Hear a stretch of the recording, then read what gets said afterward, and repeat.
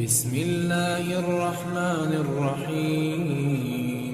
بسم الله الرحمن الرحيم. نحمده ونصلي على رسوله الكريم. We greet you from the World Trade Center, the International Book Fair in Kuala Lumpur in Malaysia, on this, the 25th day of the month of Zulqa'dah, with Assalamu alaikum wa rahmatullahi wa barakatuh. And this brief video is being pre-recorded for the Imam Khomeini conference in Tehran, in Malaysia, in Iran.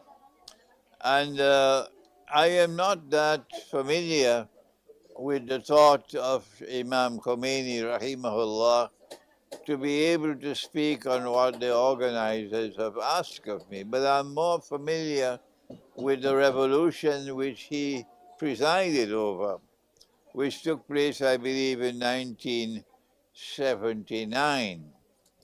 And I can speak on that revolution of Imam Khomeini, which brought about a regime change in Iran and its implications for the world of Islam.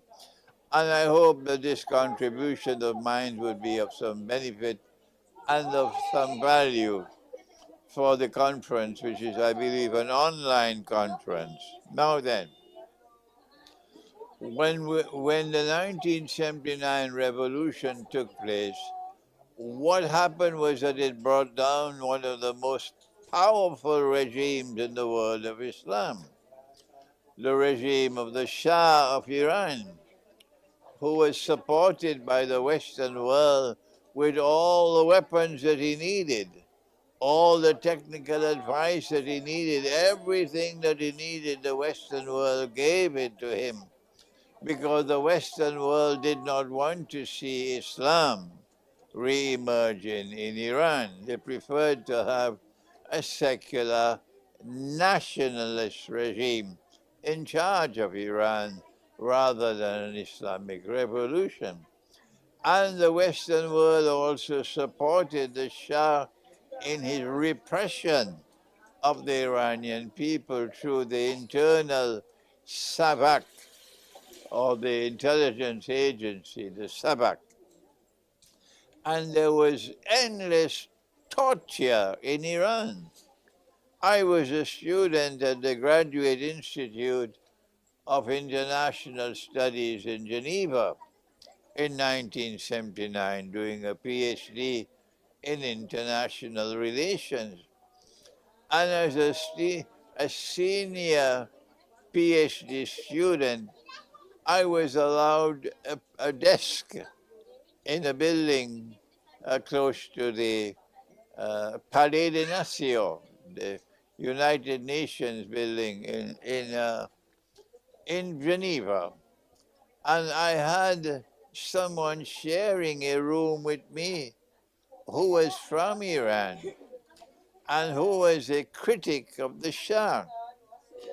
And he told me that what the Savak did was to catch hold of his brother and then send a message to him that unless and until you give up yourself to us, we will torture your brother. And this was the nasty way in which the regime of the Shah operated. And we have endless evidence of the same methodology being applied today in so many parts of the world of Islam. Endless torture of those who oppose the current regimes in the world of Islam. And the Shah was doing this with the support of the Western world.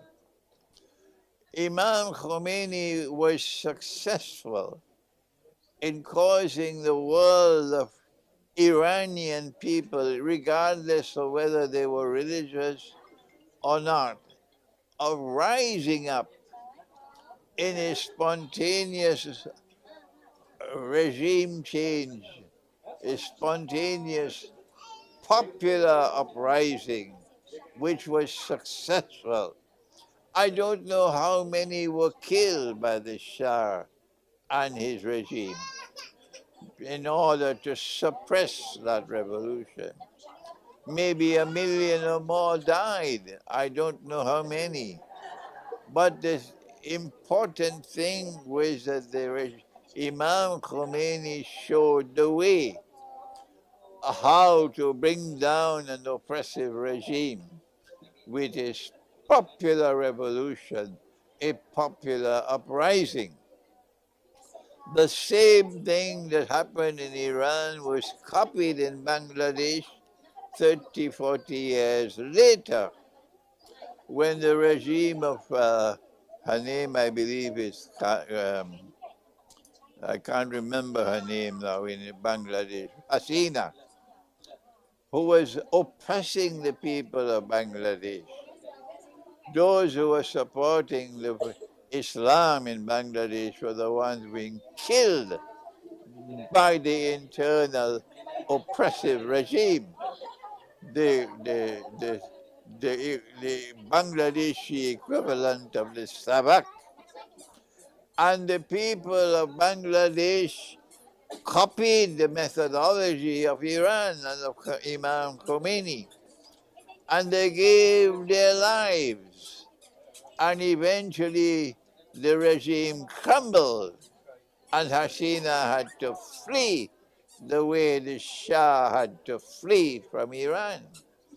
And so we have a method now from Imam Khomeini and from the Islamic Revolution in Iran of how to bring down oppressive regimes. When you have generals who are Yankee puppy dogs oppressing a people and getting popular political leaders to be imprisoned, and they will stay in prison forever because they are too great a threat to the regime. You know who I'm speaking about. I'm speaking about of Imran Khan in Pakistan. So the lesson for us that Imam Khomeini has left is that if you want to free your country, like for example Pakistan, which has never been free from the day it was born to this day, those who control the Pakistan armed forces, they control the country, and every Pakistani knows that I'm speaking truthfully. If you want to bring freedom to your country, if you want to liberate your people, you have to engage in a popular uprising similar to that which Imam Khomeini brought in Iran, similar to that which Bangladesh used to remove the regime of Hasina. This is all that I need to speak on the subject of the legacy of Imam Khomeini. May Allah have mercy on his soul. Thank you. Wassalamu alaikum wa rahmatullahi wa barakatuh.